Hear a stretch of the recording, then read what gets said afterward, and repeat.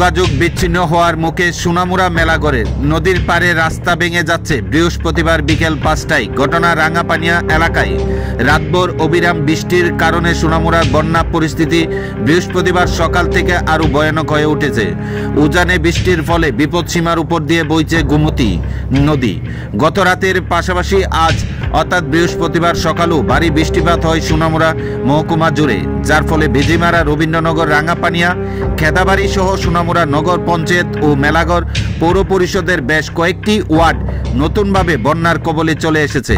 মেলাঘর ও সোনামুড়ার দুর্গাপুর দিয়ে গোমতীর বাঁধের কয়েকটি অংশে ফুটো হয়ে যাওয়ার কাদা মিশ্রিত জল বেরিয়ে আসছিল।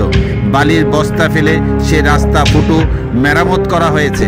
মেলাঘর থেকে সোনামুড়া রাস্তার রাঙ্গাপানিয়া এলাকার এক ধানের একটা অংশ ভেঙে যাওয়ায় প্রশাসনের তরফে রাস্তাটি বন্ধ করে দেওয়ায় যোগাযোগ বিচ্ছিন্ন হয়ে পড়েছে সোনামুড়া।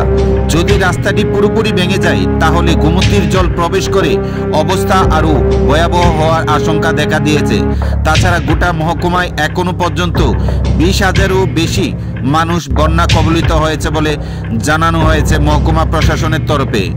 দুপুর পর্যন্ত তাদের মধ্যে 14,000-কে উদ্ধার করে শরণার্থী শিবিরে পাঠানো সম্ভব হলেও অনেক শরণার্থী শিবিরে জল উঠে যাওয়ায় তাদেরকে পুনরায় অন্যত্র সরানো হচ্ছে।